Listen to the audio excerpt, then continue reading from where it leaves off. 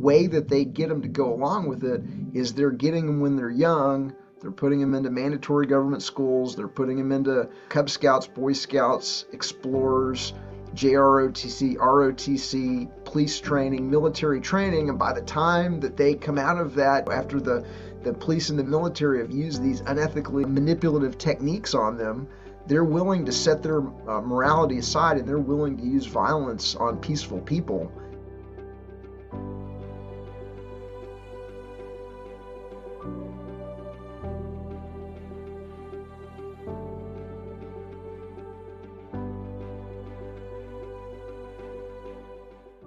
While my husband Mark and I woke up to the fraud of virology and germ theory in 2020, it was over a decade earlier that we discovered the fraud of government. So it was only natural that we were going to have a fantastic conversation with Etienne de la Boétie Squared, the author of Government, the Biggest Scam in History Exposed, and To See the Cage is to Leave It, 25 Techniques the Few Use to Control the Many. We are all voluntarists, vehemently against the corruption and compulsion that is, quote, legalized slavery, and passionate about helping others see beyond captivity. Etienne is the founder of the Art of Liberty Foundation and the editor of the Art of Liberty Daily News. In addition to his publications, he has been networking with libertarian projects around the world and helping demonstrate what can be done on the ground. Thank you so much, Etienne, for the privilege and honor of coming on to our show. It's just so wonderful to have you today. It is a pleasure to be with you and your audience. Now, we should also say, Etienne, sometimes there is confusion about your name, and I believe it is pronounced Etienne de la Boétie Squared. And correct me if I'm wrong, but that is to distinguish yourself from a French philosopher of the same name. Yeah, so obviously I'm writing under a pen name, and the original Etienne de la Boétie Squared was a French political philosopher. He wrote in the 16th century, and he was really one of the first to kind of pull back the curtain and expose the tricks and the techniques that rulers use, not just to get obedience, but to get fealty and adoration and God save the Queen and all hail the chief. And I'm doing his work in the modern age, and I'm exposing the tricks and the techniques that rulers are using to trick the population into going along with something that is not in their interest, and that is government. Now, Etienne, there's a real natural connection between us and you, and we've actually been aware of your work for a very long time because we are hardcore anarchists, and before anyone turns off the interview, that doesn't mean 1970s English street punk rockers running around in the street and smashing windows. It means something else, but we'll get to that. Something that's really important is obviously the audience that's been following us for the 5 years knows that we've been exposing the scam of allopathic medicine, including germ theory and virology. And these are all massive scams that are used to control the population. But in many ways, they are sub-narratives, if you like, serving what you talk about. And you even have a publication, an important publication, called Government, the Biggest Scam in History. And it doesn't end with a question mark, does it? It's a statement. No, government has really been the biggest scam in history. And what I mean by that when I say it is that many people think government was created to protect life, liberty, and property, but you could also look at it as a technique for robbing and controlling populations. And I believe that government is always illegitimate because it's impossible to have a legitimate moral government. It's impossible to delegate rights that you don't have yourself to a representative or to a government to represent you doing something that you don't have the ability to do myself. So if I don't have the ability to, show up at Mark and Sam's door with a gun and force you to give me money for a retirement scheme or for, a charity or a good idea that I have, then I can't delegate that right to a representative or to a government. You can't be bound by a social contract that you didn't sign. If my fiance and my kids, because there's, four of us and there's two of you, we can't vote because we outnumber you, that you have to give us all your money. Well, it doesn't matter if there's 10 of us or 150 or 330 million of us. There's no magical, person that makes something that is inherently illogical and immoral now logical and moral. And so it really has been the biggest scam in all of human history. And it really has been I call the COVID the second biggest scam, maybe the third biggest. So we'll make virology the second biggest scam. We'll make the COVID a subsection of virology as the third biggest scam. But the scam that enabled the scam of virology and the scam of the COVID has been government through its hierarchical control of the institutions like the NIH, the CDC, the NIAID, the World Health Organization, and they're able to hierarchically force down a policy through state health departments, local health departments, and in the case of the World Health Organization, able to force it down globally. And so the government was the scam that enabled the scam of the COVID through the hierarchical control of these county and state and city and town level health agencies. It's so interesting. Thank you, Etienne, because we'll get more into this very soon. But I just wanted to go back in time a little bit with your background. How did you get into, I guess, this world, Austrian economics, anarchism? How did that happen for you? When I was a young adult, I ran a national third-party political campaign for the Libertarian Party. I realized that the political system here in the United States was completely rigged against third parties. The third parties have their legs essentially broken at the starting line, while the Republicans and the Democrats have a 200-yard head start.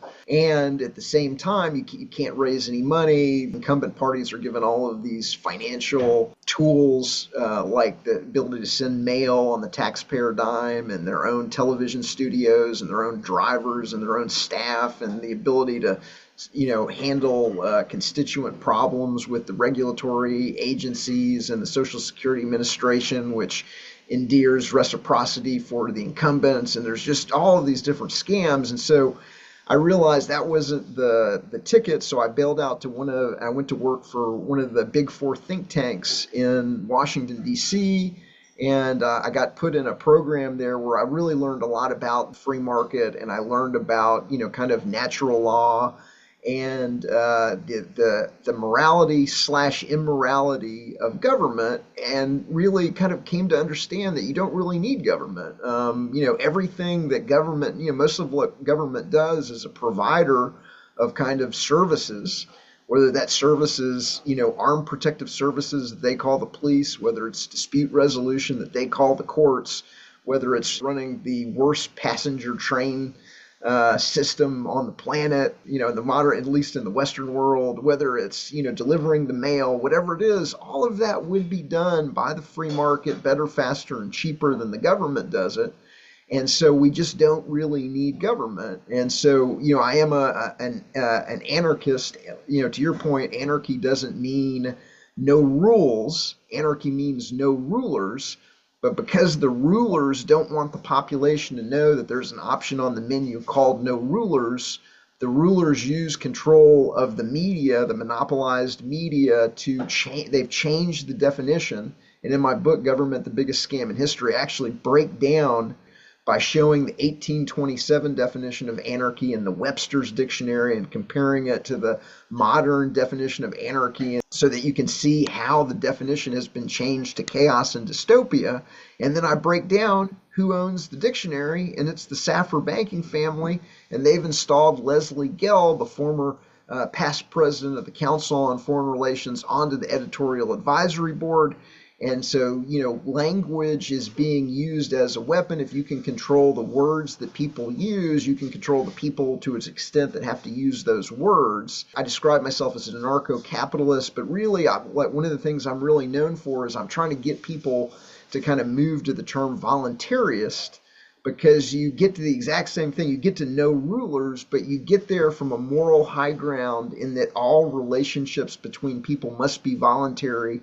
Nobody has rights that other people don't, especially the government. Nobody has the ring of power because there isn't a ring of power.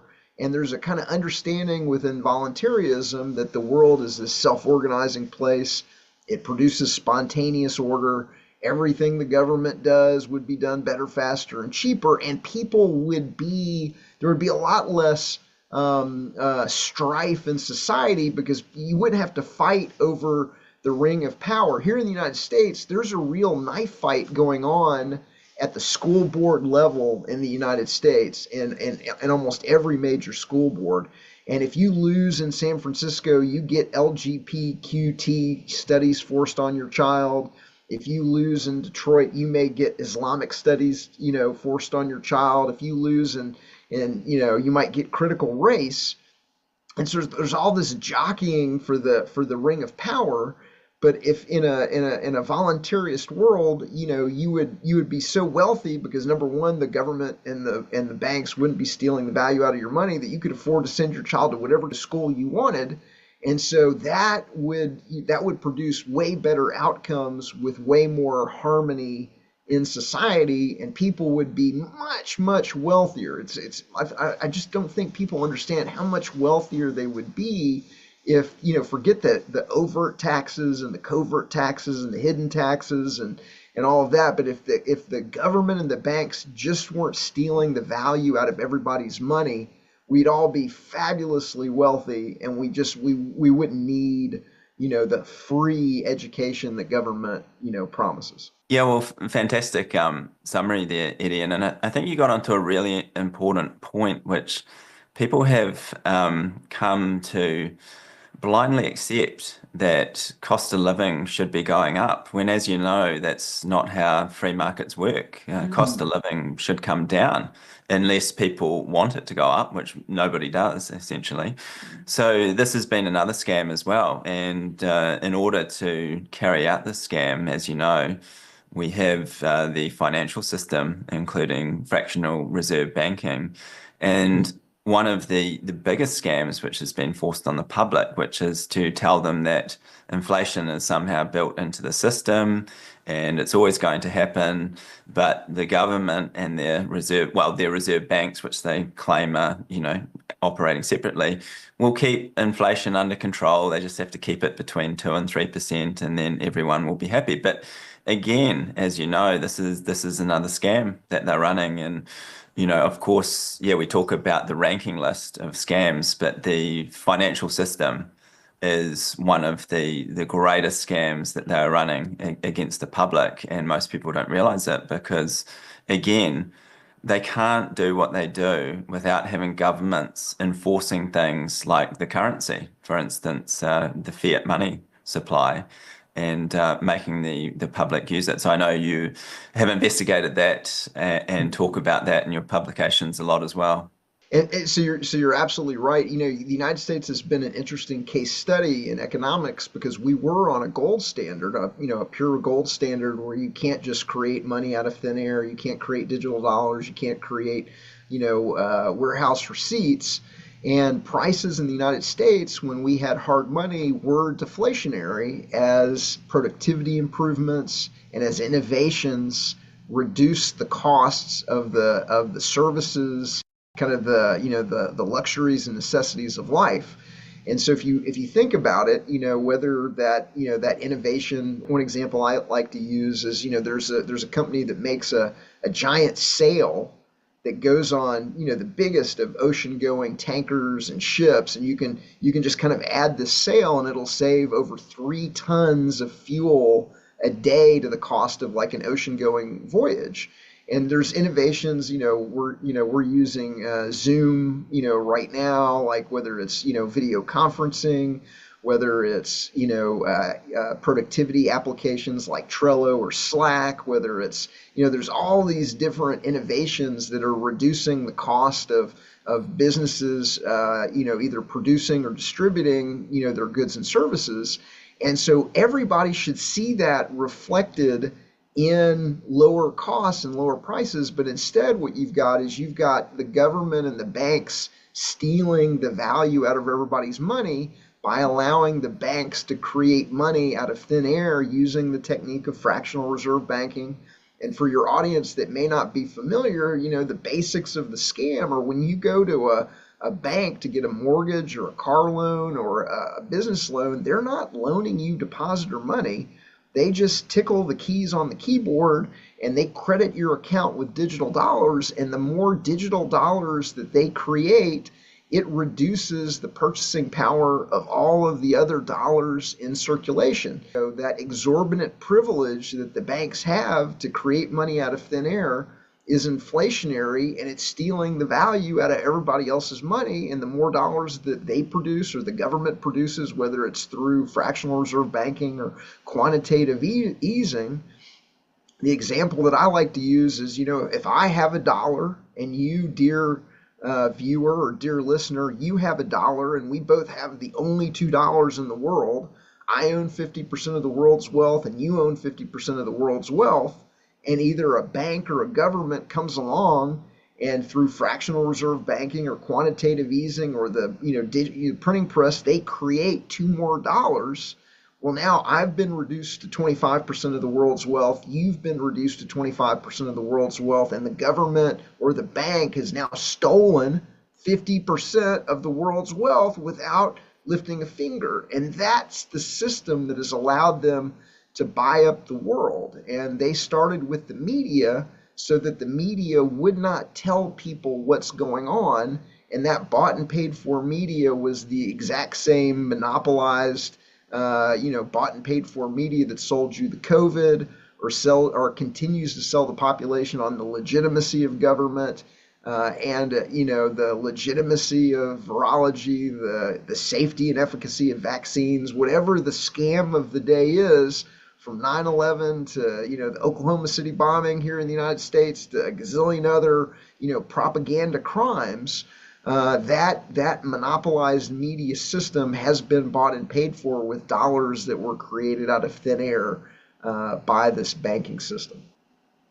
Yeah, and I think something really important for the audience to understand here as well, Etienne, and with your research into what a scam government is that the people might say, well, why doesn't the government do something about this and tell the banking system or the central banks to stop doing this? And well, the government's about the biggest beneficiary in the room. They love this kind of thing because they get access to the spending power first. So of course they go along with it and with the issuing of government bonds, etc. But the money flows into their hands first and their allies, the banking system and the favored corporations. So governments love this. And then they just have a story, as you know, for the public about why cost of living is going up. Like they'll say, well, it's climate change, or there was a pandemic, or there's market uncertainties. And they'll just have a story. An economist, a front man will tell the public this. But the scam requires this partnership between governments and the banking system. And what I like to describe as the most powerful weapon in the world is this control of perception, the ability to control the information the population receives, to be able to trick them into thinking that they're not a free and independent human being, but they're a Kiwi, a New Zealander, or an Englishman, or an American, and by virtue of where they live and where they were born, they owe money to Washington, D.C., or to London, or to wherever it is, and that's legitimate, and that everybody agrees with it, and everybody's going along with it, and that ability to control the information society receives is essentially about 6 old school media companies, the Time Warners, and that own CNN and HBO, News Corp, and companies like that on the old media side. And there's about 6 companies running hundreds and hundreds of subsidiaries to trick the population thinking that there's all these different information sources in society. But if you actually take a look at some of the media ownership charts that we have in government, the biggest scam in history, you can actually see how these hundreds of corporations just roll up to a handful of companies operating as a cartel. And then on the new media side, there's about 4 to 5 dozen kind of new media, social media, search engines, Wikipedia, Facebook, X, Reddit, Snopes, and others that are controlling information on what I like to call the DARPA internet. And so I'm an ex-networking guy. I used to work at global ISPs. I used to build networks for Wall Street, for market data and trading floor technology. And I believe that the powers that shouldn't be, they had the internet way before they released it to the population in kind of 1994, 1996 timeframe. I've seen network maps going back to 1973 and 1974 when the internet was the ARPANET, the Advanced Research Project Agency that turned into the Defense Advanced Research Project Agency, DARPA. But back when it was the ARPANET in 1974, they had dozens and dozens and dozens of research institutions and the intelligence agencies and the Pentagon were all hooked up to the internet going back to 1974. And so I think by the time they released it to the public, they had already figured out, what key technologies that they needed to invest in and control to be able to control information widely. And that is the most powerful weapon on the planet, the ability to control the information the population receives so they can be tricked and tax farmed into paying their tithes to the government. I also really appreciated, flowing on from that, in your book, The Government, the Biggest Scam in History, how important schooling and education is. The indoctrination has to start very early for this whole machine to work. Yeah, and I think just to add to that, there's a lot of concern about the material being taught in schools. Now, that's one thing, and that is valid because they can teach all sorts of nonsense about so-called biological science, etc. But I think also what you've focused on, Etienne, is exposing the system in itself of behavioral control, routines, becoming part of a cult, normalizing behaviors, and even flipping things like ethics and morality on its head to explain to indoctrinate the kids into accepting that, well, if the government does it, it's okay. So, I have a new book coming out, and the new book is entitled To See the Cage is to Leave It, 25 Techniques the Few Use to Control the Many. And what I do in the book is I break down 25 unethically manipulative techniques that the government and the media are using on the population to get people to go along with government as a religion. Now, they're not calling it a religion, but they're using all of the exact same tricks and techniques that a disingenuous religion or a cult would use to get their followers to obey and to go along. And so the number one is the school system, is we're going to take kids and we're going to force them into a mandatory government school system where the teacher, the priest, is going to teach them in the United States the holy documents of the Constitution. They're going to sing the hymns of the Star-Spangled Banner and the national anthem. They're going to be taken to Mecca, Washington, D.C., in kind of middle school, where they're going to go into the cathedral of the Capitol that looks like the Vatican for a reason, where they're going to go to the temples to see the deities of Lincoln and Thomas Jefferson. And it is the same. It looks like a Greek temple. It has the same, kind of statue that a Greek temple would have in. It's very hushed and reverent. The judges are going to wear vestments. The military are going to go on crusades. I could go on and on. It is being indoctrinated, as a religion, starting with the government school system. And then there's kind of like two branches that, the government school system produces a cult member, a citizen that's willing to tithe and semi-voluntarily, hand over a portion of their income. And a lot of people in the United States, they really believe that it's their duty as a citizen to pay their taxes and that it's going to good things, and they might not like everything that the government does, but like they're a good citizen and they're a good human being because the government system has taught them that that's what a moral person does, is gives it money, gives Washington D.C. money, and that you have to have government or the world would be chaos and dystopia. And so then there's another branch, and then that's really starts with the Cub Scouts and the Boy Scouts and the Explorers. And in the United States, we have a program called the Junior Reserve Officer Training Corps, where they take kind of starting in kind of middle school, they take kids and get them into kind of a mini military, of like a military program. They put them in a uniform. The uniform means single form. It's an artificial group conformity where their heads are shaved and they're all dressed identical so that they lose their individuality and they're kind of subsumed into this artificial group identity. Okay, and then they develop this kind of love of being in a uniform, and they begin being indoctrinated into hierarchical command and control so that they can be ordered around. And then by the time they go through, they've got a program called the Young Marines. The government is running high schools here in the United States, and by the time they go through all of these different programs, you want them to goose step, they'll goose step.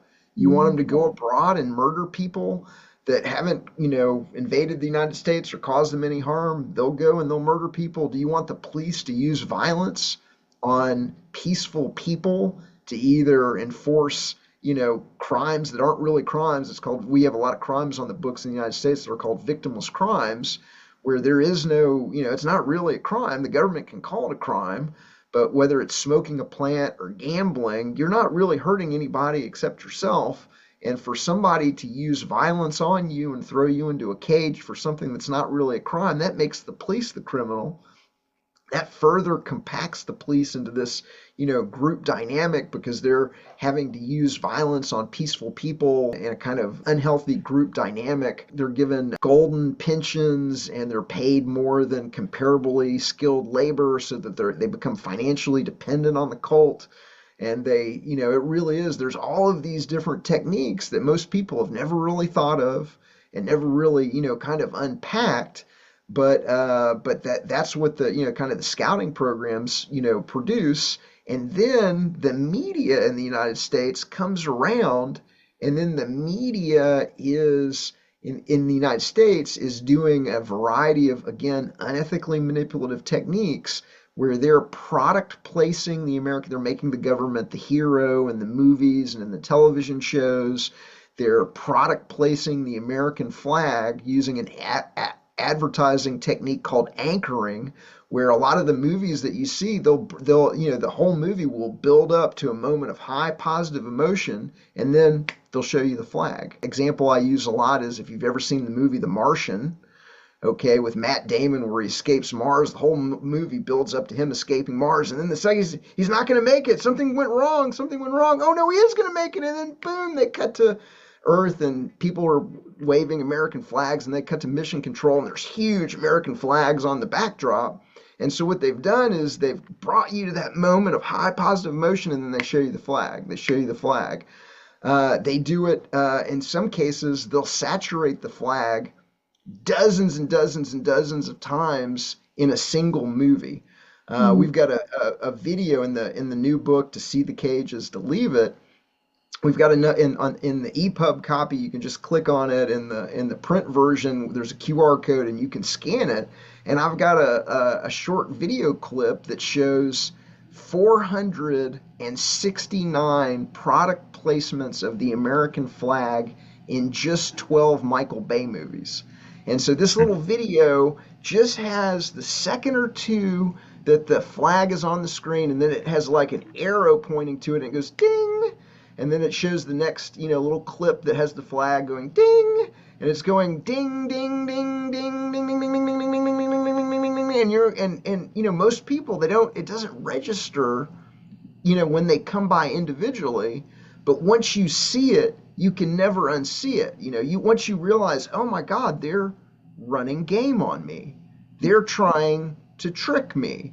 They're trying to use unethically manipulative techniques to get me to have a warm, fuzzy, feel good feeling for the government that is stealing half of my income in overt taxes, covert taxes, and inflation. Once you understand that there's 25 different, and I could have kept, by the way, I could have kept going. I had to ship the book, so I cut it off at 25 techniques. I'd cut it off at 21, and I got to do this one. I got to do this one. I got to do this one. And I actually threw in at the very last paragraph of the 25 techniques, I threw in a 26th, just because I didn't want to write another technique, but I just had to get, one more in there.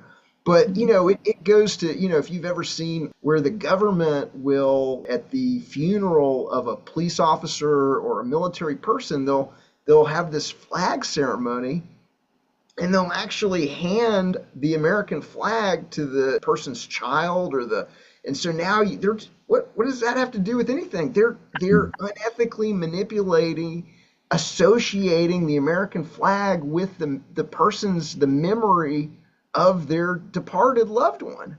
It's hardcore tricks and techniques that in some cases are hundreds of years old, in some cases they're thousands of years old, but this is kind of what the original Etienne de la Boétie was exposing. I'm exposing the modern versions of it, but these are in some cases ancient techniques to get people to go along and not just go along because they're threatened by the IRS or threatened by the gunmen and the police, but to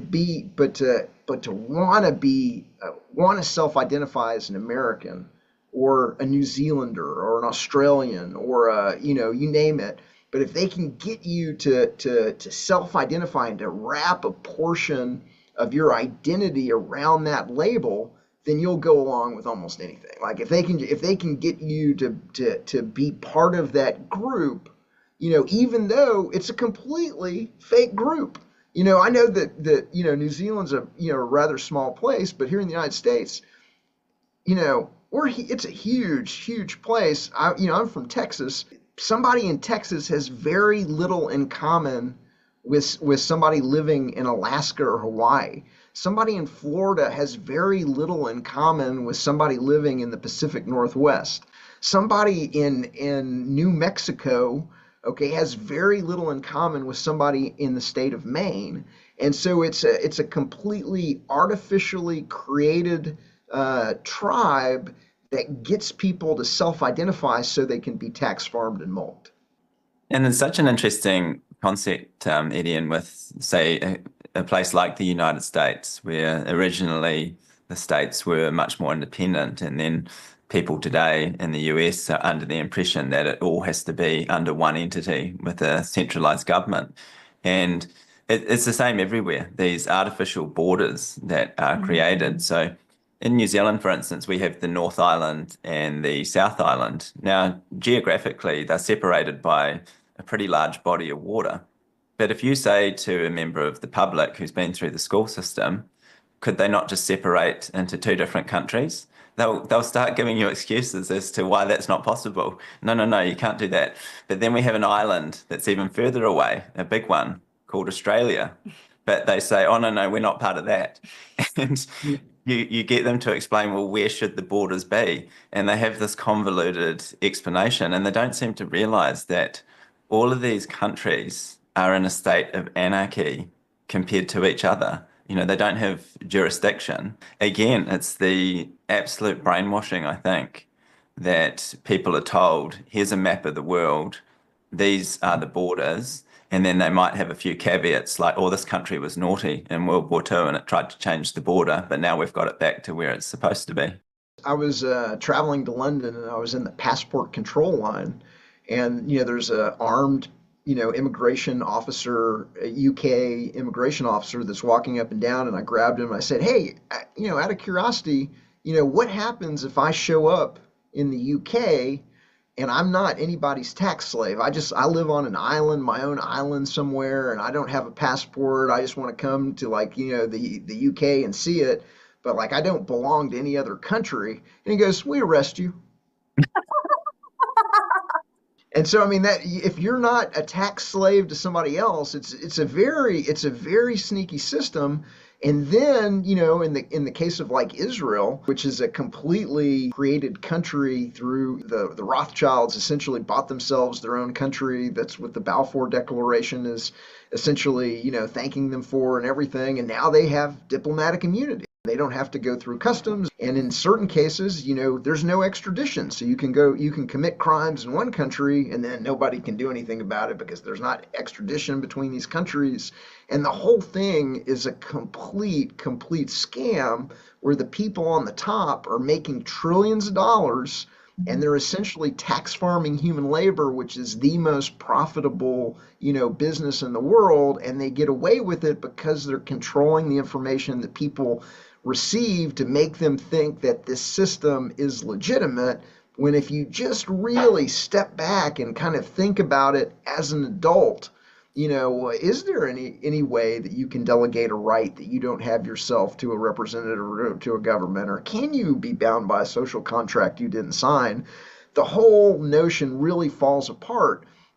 But it really is hard for many people to do that because it has been indoctrinated into them as a religion. So they've become religiously attached to it. They've become religiously attached to being an American or to being a New Zealander or to being an Australian or whatever it is. And because they got them when they were young and because they reinforced it with the media, they become religiously attached to an idea that is allowing them to be tax farmed. I wanted to ask you, Etienne, what happened going into like the COVID era, like in 2020? What were your thoughts on it? Because you must have seen this coming. So I did. So I think I was the first person to do a podcast and call it fake. So I did the Beth Martin's King's Hero Journey podcast from Guatemala in what was it, like March of 2020, where I'm like, this whole thing is fake. And part of the reason I did that is because I'd read the book Inventing the AIDS Virus by Peter Duesberg, and I kind of recognized the pattern, and I knew I kind of had an understanding of the scam of AIDS, and I kind of saw it, I saw it coming. And so I have a foundation called the Art of Liberty Foundation.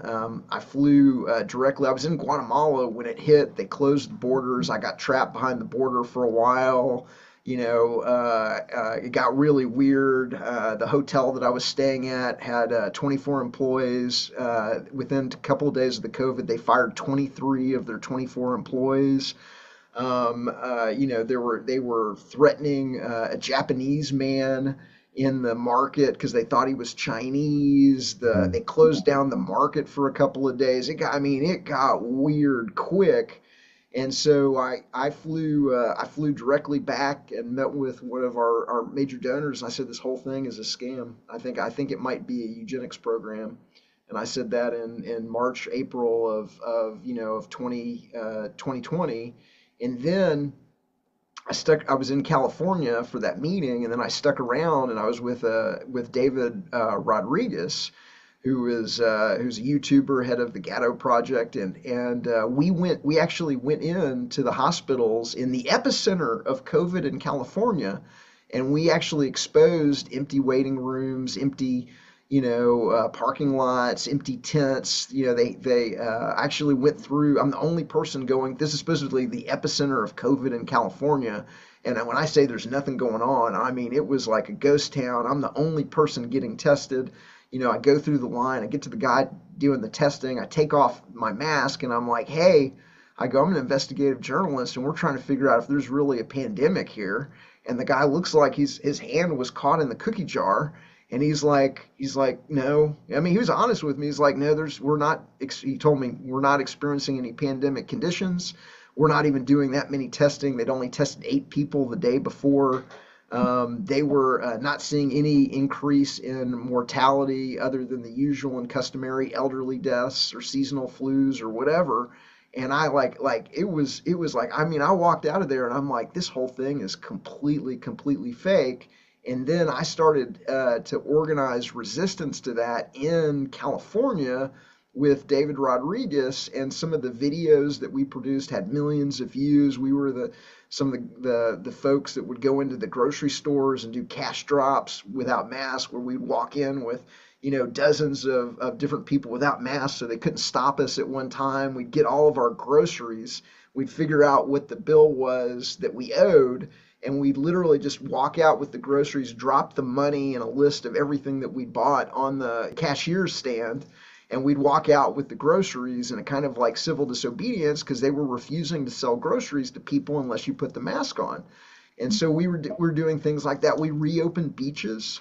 They were trying to keep the people off of the beaches in California, and so we would have beach parties, and we would literally walk on to to the beach in Santa Cruz, California, one of the most famous surfing beaches on the planet, with 60 plus people and a bullhorn, and like, we're reopening this beach. Like, people playing guitars, people surfing, people playing. We'd set up a badminton net and we'd be playing badminton, and like, I mean, it was a full scale beach party. The police would come and we would say, hey, they'd say, hey, you guys got to leave. And we're like, we're not going anywhere. And you're the bad man for threatening people with violence. And we would explain to them the immorality of what they were doing, and they would stand down every single time. I personally stood down the police, on a weekly basis for like over a month, where the police would come, they would say, hey, you guys got to stop doing this. And we're like, we're not going anywhere. We would have bonfires at night. We take down all of the tape around the playground equipment. They were putting locks, and they would lock up the beach. We wouldn't just cut the lock off with like a lock cutter. We'd cut the U-bolt off the post that was holding the lock on, so they couldn't just put another lock on it. And we were reopening beaches, we were reopening parking spots, we were reopening like everything. And so we were doing, peaceful civil disobedience, but hey, we're not going along with this. We were trying to get, because I recognized it also, it was economic warfare against the population. They want the population to be poor. They want the population to have to go to chain stores and chain restaurants and chain hotels and chain coffee shops. They don't want there to be independent businesses that can say no to the government on policies like, COVID shots. They want to be able to force COVID shots on people through the chain stores, the chain restaurants, the chain shops, and these companies that have been bought up with the fractional reserve dollars. And so that's how they're doing it. They're buying the world with these little paper tickets, and they're able, like, part of the reason that they were able to, to enforce these policies is because all of the big mega chain stores, the airlines, all of these monopolies went along with it, because at a certain degree, they're all in on it. So the banks create money out of thin air using fractional reserve banking.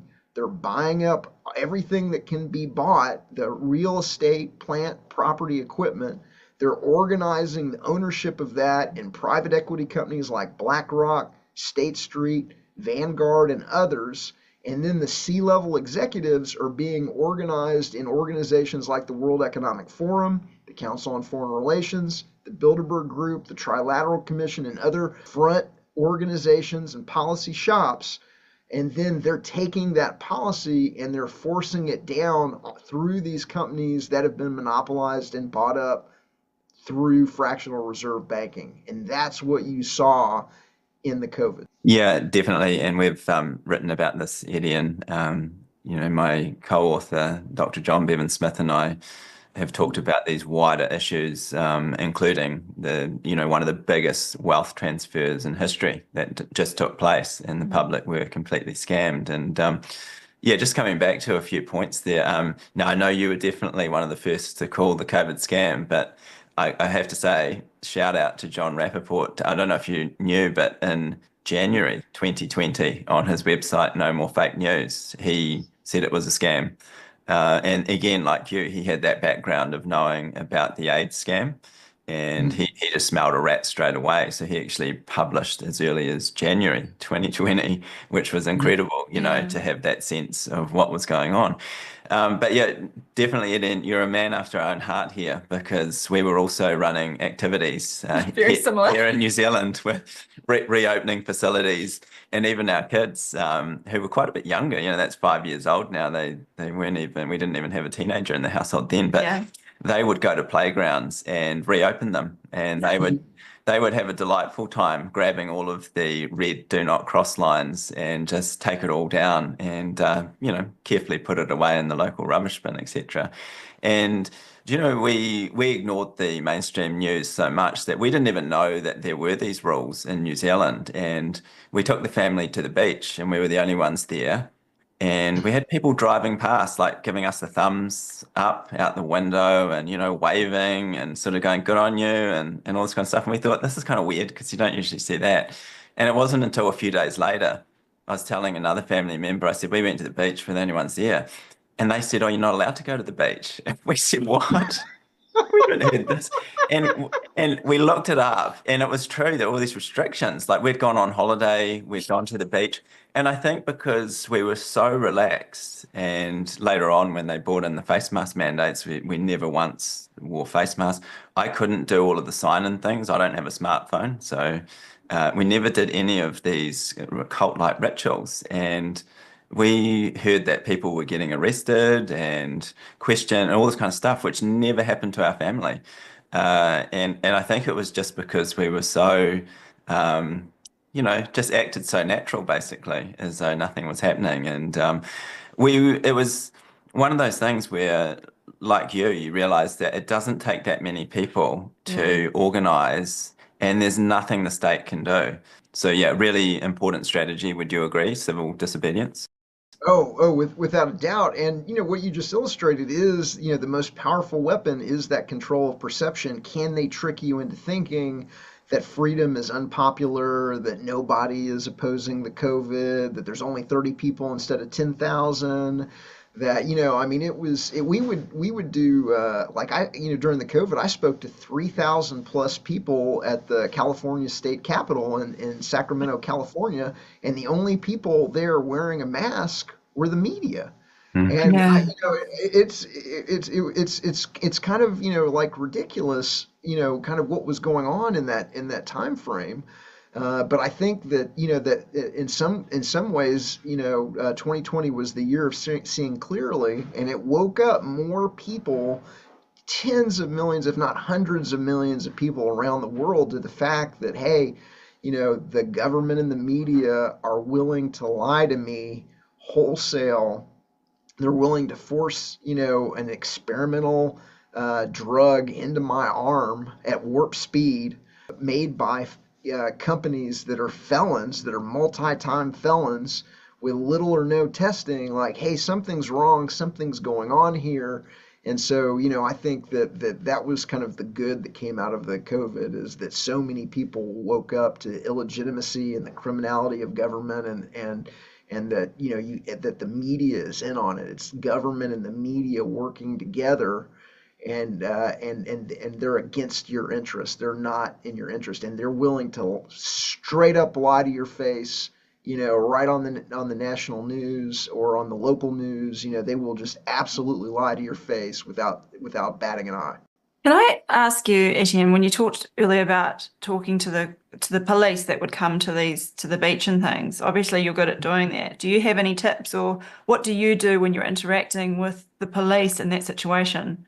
So yes, it's funny. So when what came out of that, of talking to the police on the beaches of Santa Cruz, is a lot of the police, they'd be like, hey, man, we don't want to be doing this either. We don't want to be doing it, but what are we supposed to do? And an officer, asked me that. And in my previous life, I used to be a productivity consultant for, Fortune 500, 150 companies. And I'm like, what should you do? And I'm like, well, you should get together collectively, and you should say no collectively, and then they wouldn't be able to do anything. And then the officer is like, okay, and you could see he was like thinking about that, and I realized that was the key to standing down the police. And so I formed an organization called the Thick Red Line Project. The police in the United States have something called the Thin Blue Line. It is supposed to separate civil society from chaos and dystopia. And so the thick red line is, hey, there's certain things that y'all should not be doing that are immoral. And the thick red line that a police officer should draw is, should I do this? Is this thing that I'm being asked to do, is it moral or is it immoral? And you should draw a thick red line at victimless crimes. If there's not a victim, it's not really a crime, and it makes you the criminal. And so the Thick Red Line Project, we actually went out and we started meeting with sheriffs and police chiefs. And, a lot of them, we would be walked in by the community, like by, a community group. I'd go and I was in 20 something states in 2020. I was in 30 states in 2021, organizing resistance all over the United States. And I would be walked in. I would be meeting with a community group that has got no masks on, that knew what was going on, that was doing the exact same thing that you were doing and others were doing in their communities. And a lot of times they had great relationships. They knew the sheriff, they knew the police chief, and I'd walk in together with 4 or 5 community leaders, business owners, coolest kids in town, kind of a thing. And we'd sit down with the sheriff, and I'm like, look, here's what's going on. Your strongest, play is to say no collectively, backed up by the community. And here's the community, and they don't want you to be doing this. And so you've got to draw a line in the sand, and you've got to say, hey, we're not going to do it. But I got to tell you, we face so like it's ingrained in the United States, in the police departments and the sheriff departments.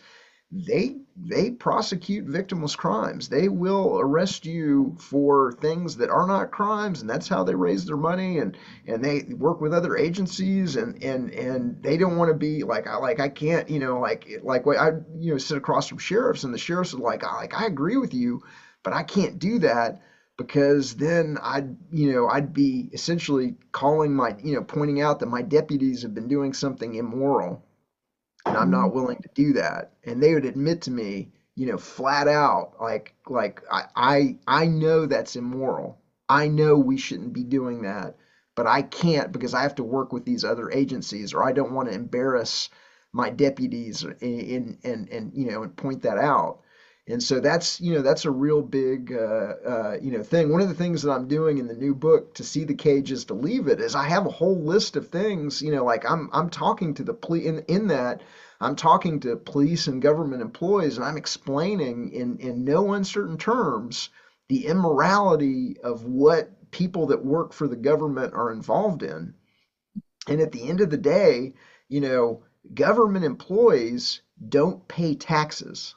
And so a lot of government employees don't seem to understand this, but that taxes are what is collected from the people that produce goods and services for others, the productive people in the world that are producing goods and services for other people.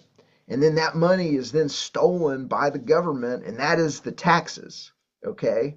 And then the government employees and the police and the military and the politicians and the judges, they receive the taxes. They receive less taxes, but they're not taxpayers. They're tax receivers, and they're living off money stolen at the point of a gun. And that's very, very uncomfortable for a lot of people, but that's the stone cold truth of what's going on and how this system has been able to produce it. And the way that they get them to go along with it is they're getting them when they're young. They're putting them into mandatory government schools. They're putting them into Cub Scouts, Boy Scouts, Explorers, JROTC, ROTC, police training, military training. And by the time that they come out of that, after the police and the military have used these unethically manipulative techniques on them, they're willing to set their morality aside, and they're willing to use violence on peaceful people. And that's the the stone cold truth of what's going on. The other thing I wanted to get to, and I think your book, Government, the Biggest Scam in History, does this really well. People often get into the weeds and get distracted talking about different forms of government, whether they're communism, fascism, republics, constitutional monarchies, etc. And then they try and debate the ins and outs of all of them and which might be better and how to get the best representations. I think your book, Government, the Biggest Scam in History, has a really good, it puts some of the major systems in columns and then goes down and explains to people they're pretty much all for the same purpose. They're all designed for population control using mechanisms of coercion and violence. Yeah, so what you're talking about, for those that have never seen the book, in the first part of the book, I break down kind of 20 techniques that a variety that governments use. There's a playbook to kind of slaving up and dominating your population under government. And I break down those 20 techniques, and on each page I explain the technique, and then I show what the technique looked like in the United States, what the technique looked like in Nazi Germany, East Germany, and the Soviet Union. And the book is really designed to kind of wake up your friends, your family, your neighbors to what's going on. Most people are visual learners, and they come to insight much quicker if you show them, a visualization or a historical photo or a media ownership chart, or they can see it kind of with their own eyes. And what you do, after you've read that section of the book, is you're like, hey, the United States is using the exact same techniques as Nazi Germany, as the Soviet Union, as East Germany. They all have mandatory government schools running the Prussian model of education. They all have a youth program, whether it's the Hitler Youth or the Young Pioneers in the Soviet Union and East Germany. Actually, the youth program was the Young Folk in Nazi Germany. That turns into the Hitler Youth. In the United States, it turns into the Explorers. In the Soviet Union, it turns into Commissal. Whatever, you just keep going through, and you're like, oh my God, it is a playbook. They're all running this playbook. And then because your friend or your family member or your colleague saw it with their own eyes, they come to that moment of insight in a way that they might not have come if you tried to explain it to them. And one of the other things that I do in the book is I'm using visualization to make things that were previously invisible to the population now visible through visualization. Like a COVID example, I've got a kind of a chart that was produced by Swiss Propaganda Research that shows dozens and dozens and dozens of ostensibly independent media organizations: Time Magazine, The Wall Street Journal, CBS, CNN, Fox News, The Economist. The list goes on, that they're all ostensibly independent and unaffiliated, but all of the key reporters, editors, publishers, they're all in 3 or 4 organizations. They're all in the Council on Foreign Relations, the Trilateral Commission, or the Bilderberg Group.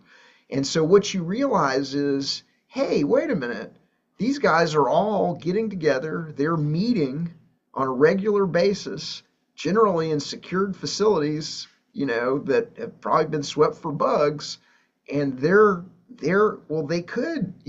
could all be in on it.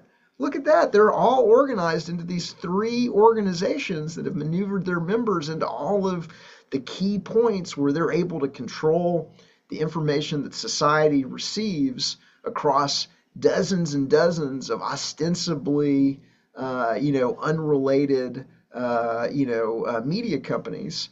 And coincidentally, those 3 organizations, the CFR, the Trilateral Commission, and the Bilderberg Group, Jeffrey Epstein was a member of all 3 of those organizations, to give you an idea of kind of what kind of people that we're talking about. When you see that with your own eyes, now, like, that was kind of invisible to the population, that, oh, hey, all of these reporters and editors and publishers, they're all together in these 3 organizations. Now you've taken something that was invisible and you've made it visible using visualization. And so that again will bring somebody to that, that moment of insight where they're like, oh, I guess they all could be in on it. Yeah, it's funny. I can relate to this because I think of how what we do with our kids. Our kids are homeschooled, right? And and Mark will take them for exercise and they'll go for a run or a bike down to the past the local school, and then they'll be pointing and they'll go, or they'll come back and report to me and say, Mum, we saw the caged kids today. and the and they think of it like this, and then they'll pick up things in like movies. So there's a clip in Star Wars. Yeah, this is fantastic, Etienne. I really enjoy. So I take my boys, the older ones, out for a run each day. It's their PE, physical education, if you like, for the day, and we end up having these funny conversations. And because of their ages, our kids, the youngest 3 up to the oldest 14. There's a lot of talk about Star Wars, and They're boys, they watch the movies from time to time. And we have all these conversations about who is the greatest Jedi. And generally, I don't know how you feel about this if you watch any Star Wars stuff, but our general feeling is that probably Obi-Wan Kenobi, we consider him the greatest Jedi in terms of the natural abilities he got and his wisdom, etc. But then there's this appalling scene in Revenge of the Sith when he has the confrontation with Anakin, where he says, Anakin, my allegiance is to the Republic, to democracy!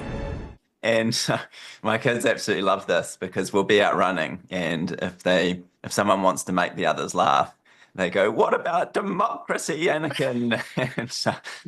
And our kids can see straight through it, but it's coming back to that principle of how, the public is so indoctrinated that there has to be some form of government. They can't accept that there could be a state of anarchy. So just coming back around to that theme, we know that anarchy the establishment's tried to discredit it. They make it look like it involves people throwing rocks through windows, people with no morals, people who don't respect any laws, when in fact it is the exact opposite.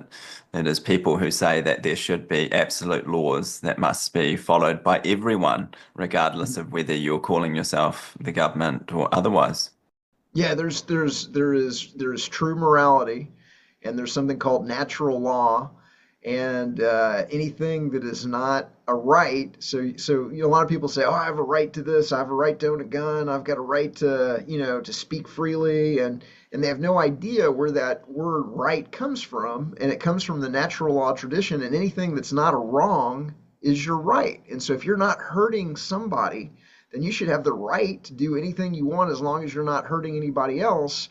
And the people that are violating that natural law tradition, that is the government, that is the shave-headed cult members, wearing the uniform, which has been, where they have been indoctrinated using these unethically manipulative techniques to use violence on peaceful people, for the government. That's how you know that they're bad, that they're a bad man, is because they're willing to use violence on peaceful people to raise revenue or to enforce the commandments, the laws, of the religion on their friends, their neighbors, and their colleagues.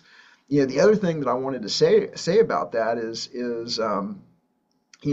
so because your kids see it, okay, once let's, one of the things that I think that I do pretty well is that using these visualizations and memes. A meme, like I'm really kind of known for my memes, and a meme is like a Molotov cocktail through the Overton window. One of the examples that I give is in the United States, there was a political philosopher and legal theorist by the name of Lysander Spooner.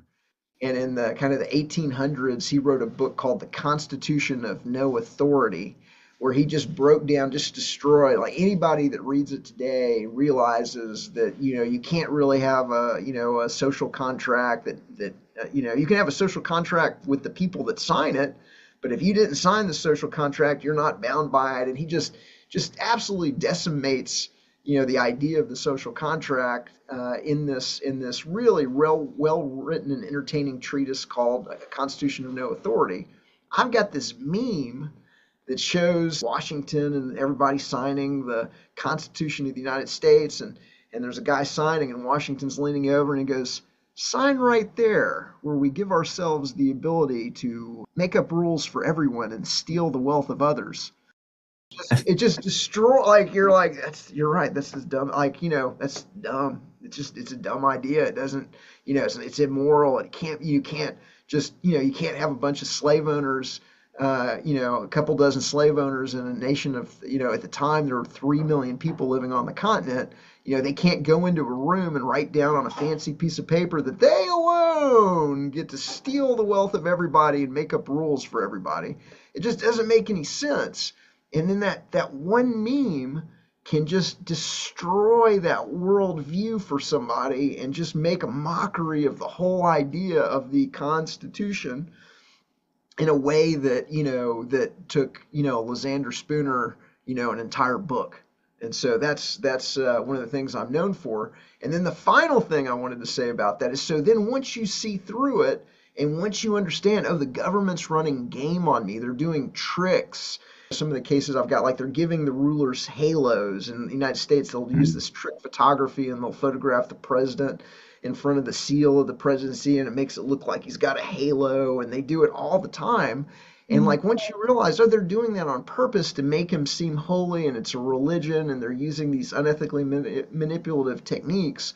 Well, most people, because nobody likes to get tricked, nobody likes to get chumped, nobody likes to be, made the fool. And once you realize that they're making you the fool, they're tricking you, then most people are like, I'm out. I'm not, like, oh, I didn't see it, but now I see it. And once you see it, you can't unsee it. And so once, like I'm one of the things I'm kind of proudest of is I'm producing what I like to call the one-way revolution, which is once you see it, you can't unsee it, and you don't want to be a part of that, and you're not like, oh my God. And I've got some pictures in the new book. Man, I mean, it's devastating, to like the Trumpians that, all wore the fake, bandage on their ear, and it is a cult. And once you see it for what it is and you realize, oh my God, it's a cult. It really is a cult. Absolutely. And there are so many parallels here with the work we do. And I think you'll appreciate that there's this initial resistance. So for you showing people that there's this entity called government that is totally not necessary, that is incredibly harmful, and then getting people to get through to the other side. But once they see it, they say, oh, yeah, totally, I get it. We have the same with virology and germ theory and many of the aspects of allopathic medicine, is that there's this real resistance at the start to see that there's a problem with it. But once people are through to the other side, they totally wake up. Like once someone wakes up to the fraud of virology and contagion, they never go back. They say that's it. I'm not doing a PCR test or a rapid antigen test. They're pointless. I'm not lining up for any of their so-called countermeasures, such as vaccines. I don't feel the least bit scared that that's what makes me sick. I'm not going to wear a mask because it's completely pointless. So yeah, like you, we definitely have that same experience of it's a one-way street. Like people don't come from the no virus position back to the virus position, or but Yeah. they certainly come in the other direction, and that's really reassuring that we just get to people, reach people one at a time, essentially. And I think I would really encourage people who are not familiar with your work to look at it, and particularly to get a copy of Government, the Biggest Scam in History, and your latest book as well. What was that? See the cage is to leave it. 25 techniques the few use to control the many. Yeah, can I say one just on the meme thing? What I think is so incredible with memes is that to create the meme, to get the humor, you actually have to be intelligent to one, understand it and make it so succinct that you can put it into a few words, in an image. I think that is really clever. And I do honestly think your memes are the best. And I think your new book, To See the Cage is to Leave It, is so important for the audience because, like you say, it's the first step. It's the step to basically for freedom, really, isn't it? Yeah, yeah. To your because once you see it, you can't unsee it, and there's just no going back. No, like once you get it, and you're like, oh my God, they've been doing that. I just never noticed it. I was just it's like you're a fish. The fish doesn't see the water until you pull back and show the fish the water, and then he realizes he's been in the water.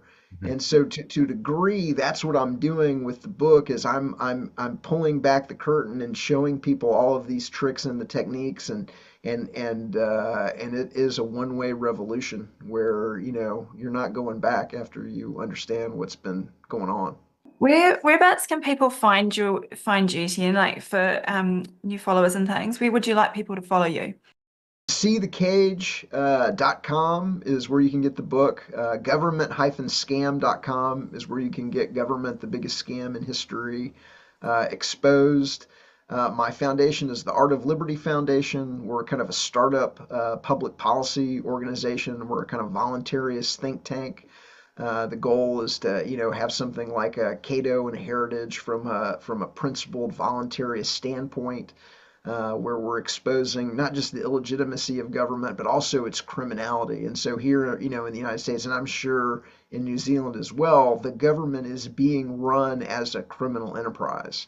There is money like we've been, they've been stealing trillions of dollars through the TARP and the TALF and the bailouts and the quote unquote stimulus and buying overpriced weapon systems to fight wars based on lies and manufactured intelligence and ethanol subsidies and just one scam after another. And so, all of the other, quote unquote think tanks in Washington, D.C., they all play along at number one is if government is legitimate. And number two, they all pretend like, oh, it's not a criminal enterprise. There's some bad people, whatever. No, it's a criminal enterprise.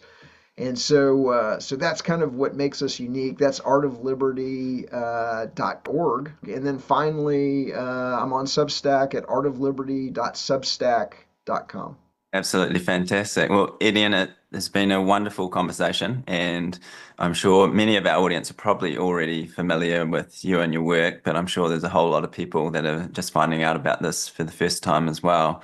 So, yeah, thank you so much. And also thank you for, I know when you were investigating the fraud of COVID, you cited some of our work. So we were pleased that our contributions, including a farewell to virology, were useful to you. It was really nice to see that in your work. So thank you so much. And we'll probably have to catch up again at some stage, maybe get some updates. And I think, would you say that we're pretty close to victory here?